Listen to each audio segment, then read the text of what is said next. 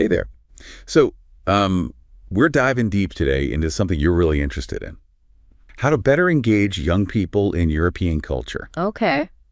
And you've sent us a ton of material. Yeah. On the Culture Next network, meeting notes, workshop briefs, presentations, you name it. Right. There's just a lot going on. Absolutely.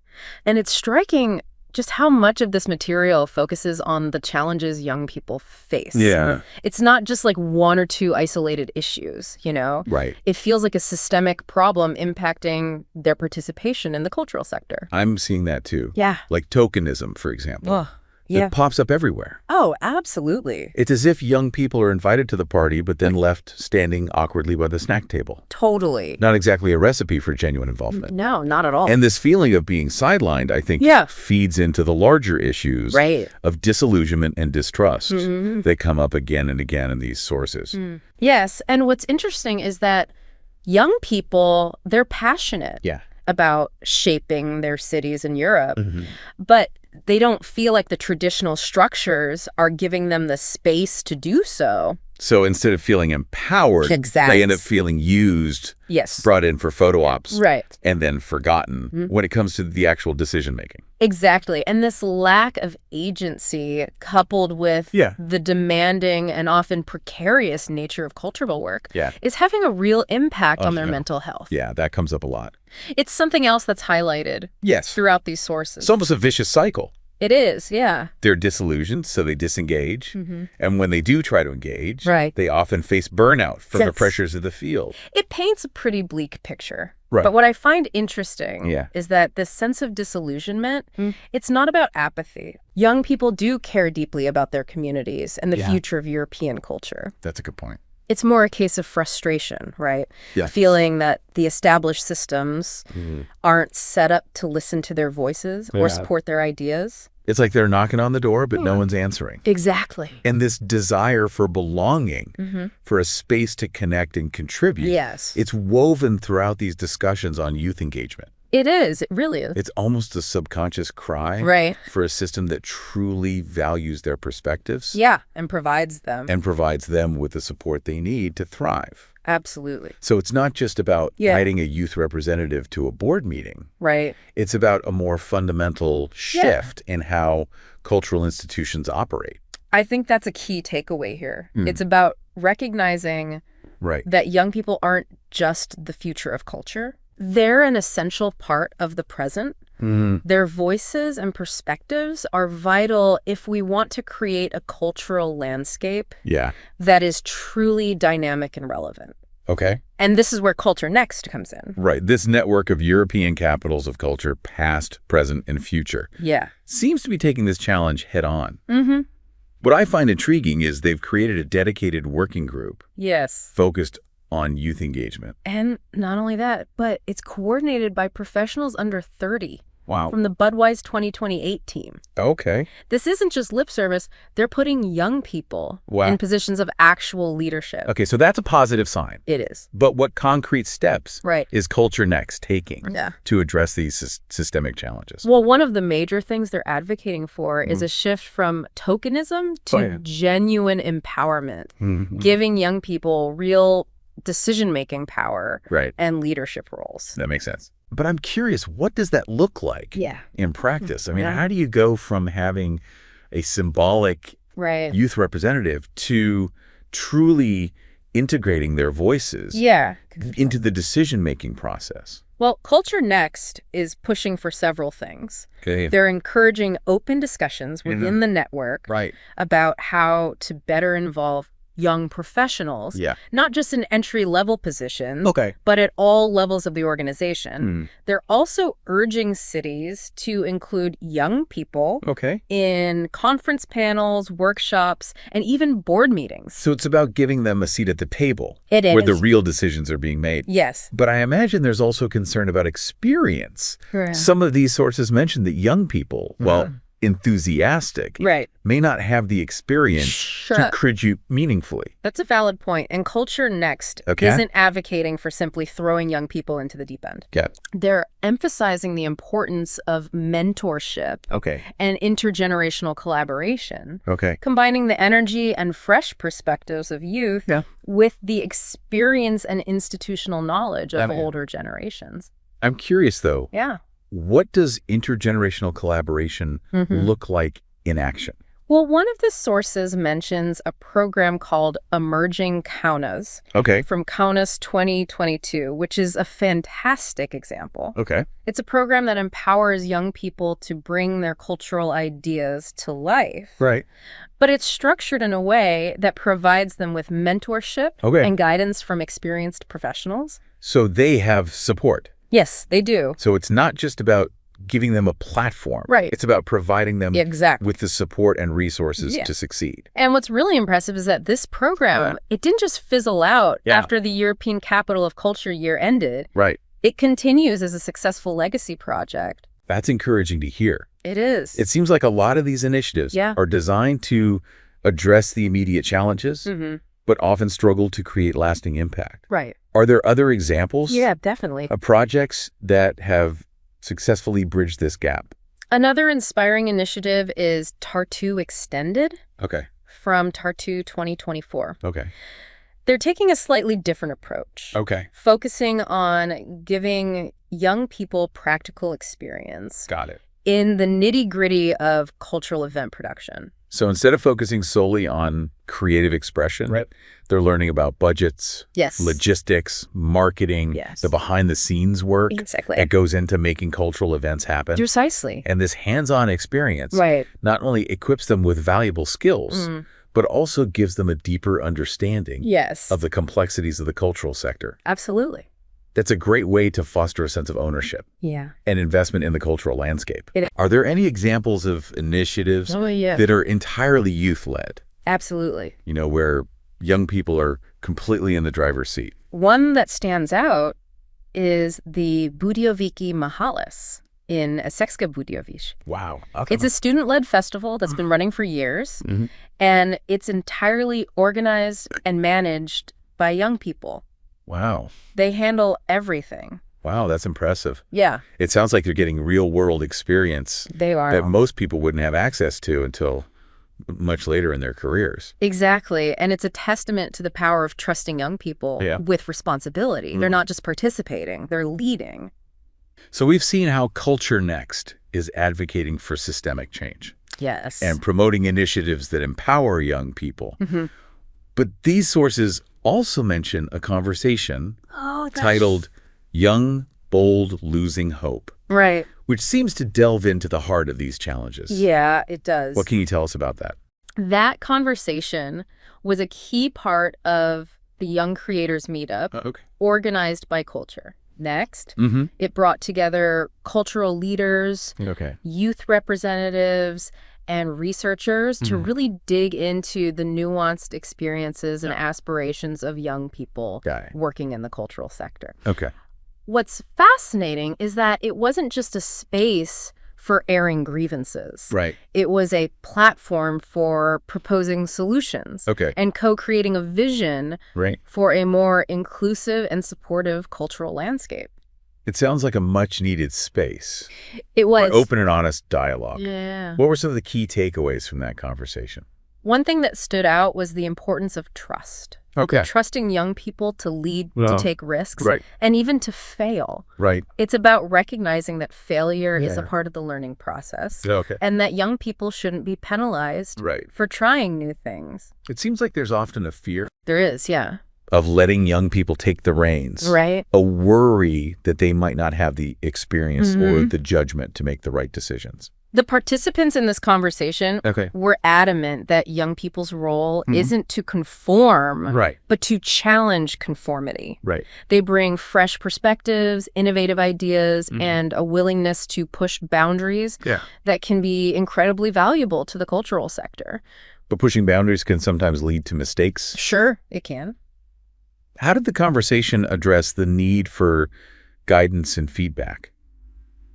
There was a lot of discussion about the importance of striking a balance between positive feedback and constructive criticism. So it's about creating a safe space for growth. It is. Where young people feel supported, but also challenged to push themselves further. Exactly. And this approach requires a shift in mindset. Okay. It's about seeing young people not as passive recipients of knowledge, but as active partners in shaping the future of European culture. It sounds like a fascinating and nuanced conversation. It was. And it makes me wonder if young people are feeling increasingly disillusioned with traditional systems. Right. Could culture become a more effective avenue for them to engage in civic life? That's a great question, and it's one that we'll explore further in the next part of our deep dive. Sounds good. Yeah. Stay tuned. Yeah. It's interesting to consider how culture could fill that void left by these traditional systems. Yeah. You know, we've been talking about these reports, and one thing that keeps jumping out at me is how young people are really craving that sense of belonging. Absolutely. They want to feel connected to their cities, to Europe, to something bigger than themselves. And that's where culture has such incredible potential, right? Right. It has the power to transcend individual differences and create a shared sense of identity, a common ground where people can connect and feel like they belong. And it's not just about passively consuming culture, going to museums, attending concerts, watching plays, It's actively participating in shaping the cultural landscape. Absolutely. Yeah. When young people are given the opportunity to create, to contribute their own ideas and perspectives, it fosters a sense of ownership and investment in their communities. It's like they're not just spectators anymore. They're active players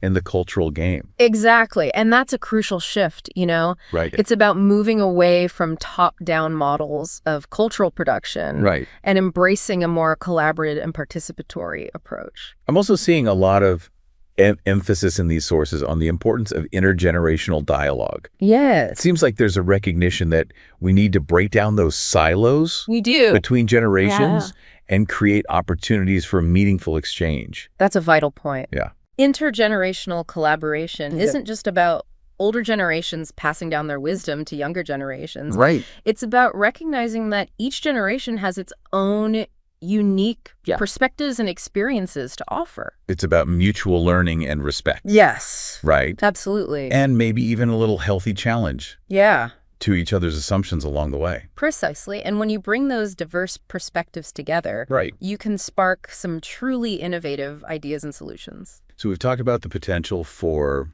culture to engage young people in civic life. Yeah. But I'm wondering about the practical side of things. Sure. Yeah. What specific actions can cities, organizations, and even individuals take to make this a reality? Well, one recommendation that came up several times is the creation of youth councils or advisory boards specifically for cultural planning.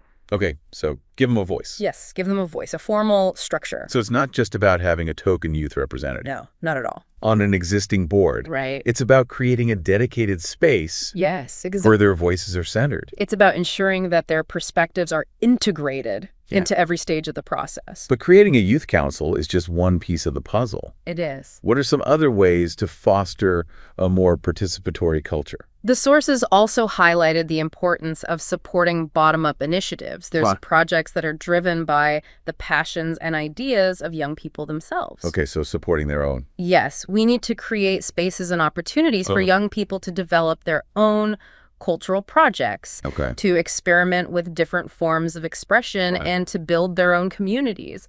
And that might involve providing funding, mentorship, or even just access to physical spaces where they can collaborate and create. Right. And it's about shifting the power dynamics. Instead of dictating what young people should be doing, we need to trust them to lead the way. And we already have some great examples of this happening, right? We do. We talked about emerging counties earlier. Yeah. Where young people are given the resources and mentorship. Right. To bring your cultural ideas to life. Exactly. And Tartu Extended is another great example where young people are getting hands-on experience in event production, learning the skills they need to manage their own projects. And then there's Bujovici Mahalis. Yes. The student-led festival in Etski Bujovic. Right. Which is entirely organized and run by young people. Yes. It's amazing. It's like a living example of what's possible. Yeah, it is. When you give young people the trust and autonomy to take ownership of their city's cultural landscape.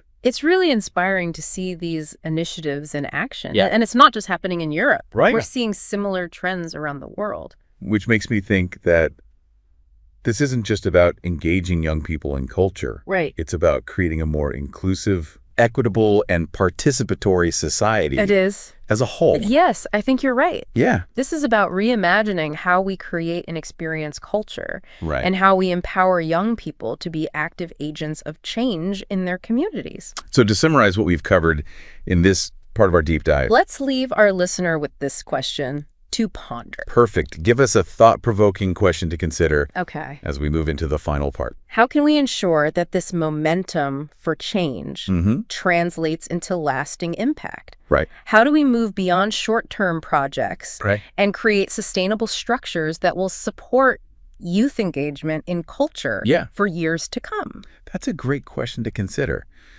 You know, we've seen all these exciting initiatives. Yeah. But how do we make sure they're not just flashes in the pan? Right. How do we ensure that youth engagement becomes woven into the fabric of European culture? Well, I think a lot of it comes down to addressing the systemic barriers that we've touched on throughout this deep dive. Right. For example, funding is a recurring issue. Right. Many of these sources highlight the lack of dedicated resources for youth-led cultural initiatives. It's like they're expected to be these engines of innovation and creativity. Yeah. But they're given a rusty bicycle and a flat tire to work with. Exactly. And it's not just about throwing money at the problem either. Right. It's about making a conscious decision to invest in young people. Okay. To see their projects not as an add-on or a side initiative, but as a core part of the cultural ecosystem. So it's a matter of shifting priorities. It is. Of recognizing that supporting young people isn't just a feel-good gesture. Right. It's a